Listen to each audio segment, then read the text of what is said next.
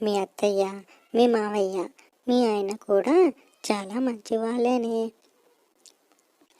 అలాంటి మంచి కుటుంబాన్ని వదులుకొని వచ్చావేంటి? నువ్వు ఇక్కడికి వచ్చినా కానీ నీపై ఎలాంటి కోపం లేకుండా మా కోడలి పిల్ల ఎందుకు అలా చేసింది అని అక్కడ బాధగా కూర్చొని నాకు ఫోన్ చేసి మరి నేను ఎలాగైనా ఒప్పించి తీసుకురమ్మని చెప్పారే. నువ్వు మాత్రం అసలు ఆ కుటుంబం అంటేనే నిప్పులు కక్కుకుంటున్నావు. అలాంటిది ఎలా వెళ్ళి కాపురం చేస్తావే? నీకు పెళ్ళి చెయ్యాలని సుమారు మీ నాన్నగారు 50 ఫ్రెండ్స్ ప్లీజ్ ఒక లైక్ వేయండి ఫ్రెండ్స్. చూస్తున్నారు కానీ లైక్ చేయడమే లేదు ఫ్రెండ్స్. ప్లీజ్ ఒక లైక్ వేయండి. సంబంధాలు చూశాడు, లేక లేక ఒక సంబంధం నచ్చిందన్నావు. పెళ్ళయి 5 నెలలు అవుతుందో లేదో ప్రతిరోజు గొడవ పెట్టుకొని మరీ ఇక్కడికి రావడం అస్సలు మంచిది కాదే. వేరే వాళ్ళైతే ఎప్పుడో విడాకులు ఇచ్చి నేను పంపించేవాళ్ళు.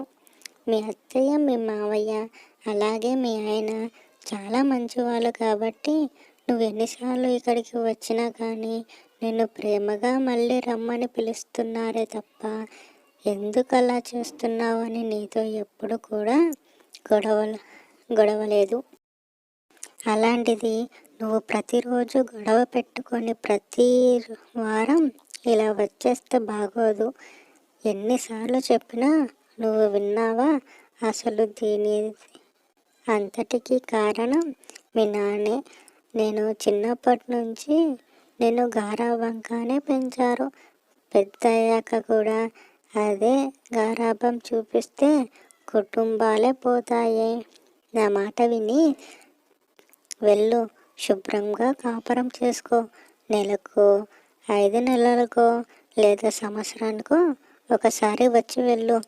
అంతేకాని ప్రతిరోజు గొడవ పెట్టుకొని ప్రతి వారం ఇంటికి వస్తాను వెళ్ళిపోతాను అని మొహం కూర్చుంటే ఇంకా నేను మాత్రం ఏమీ చేయలేను. ఇన్నాళ్ళు చేసి నా ఓపిక కూడా పోయింది. నన్ను అర్థం చేసుకొని ఇంకా నన్ను బాధ పెట్టకుండా వెళ్ళిపోవే. మీ అత్తయ్య, మావయ్య అలాగే అన్ని కట్టుకున్న మొగుడు మంచివాడు కాబట్టి పంపిస్తున్నాం. అదే ఎప్పుడు చాలామంది కూడా మీ అత్తయ్య, మామయ్య అలాగే మీ ఆయన ఎవ్వరూ లేరు. అందరూ కోపం చూపించేవారే. ఏ గొడవ నా తప్పు చేసిందో లేదో, తప్పు చేస్తున్నట్లు అనిపించిందో లేదో, తన తప్పులు తను చేసుకున్నా కానీ ఏదో ఒక పుల్ల పెట్టి ఏదో తప్పు చేస్తున్నావని ఏలెత్తి చూపించి బయటకు గంటేస్తారు కంటే రోజులేవి.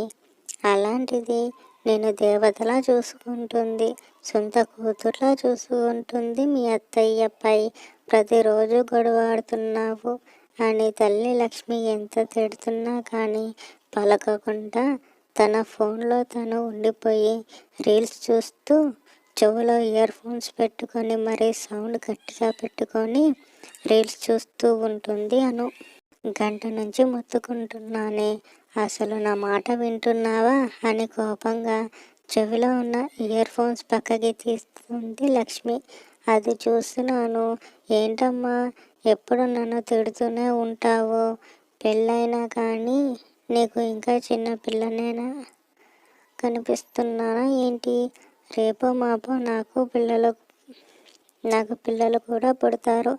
అయినా కానీ నువ్వు నన్ను చిన్న పిల్లల ఎప్పుడు కోప్పడుతూనే ఉంటావు అని అంటుంది నీకు పెళ్ళయ్యి పిల్లలు పుట్టినా కానీ నువ్వు నాకు చిన్న పిల్లవే.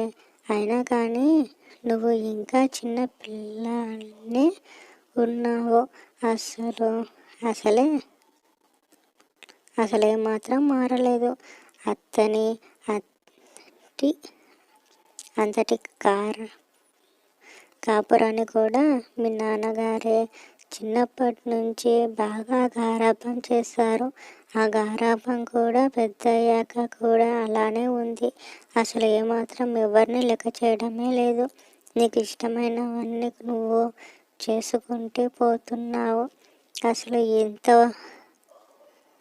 ఇతరులకు నచ్చిందో లేదో కూడా తెలియకుండా నీ పనులు నువ్వు కొంచెం అర్థం చేసుకొని పెద్దదానిలా ఆలోచించి నీ కాపురం నువ్వు చేసుకుంటే నాకు సంతోషంగా ఉంటుంది.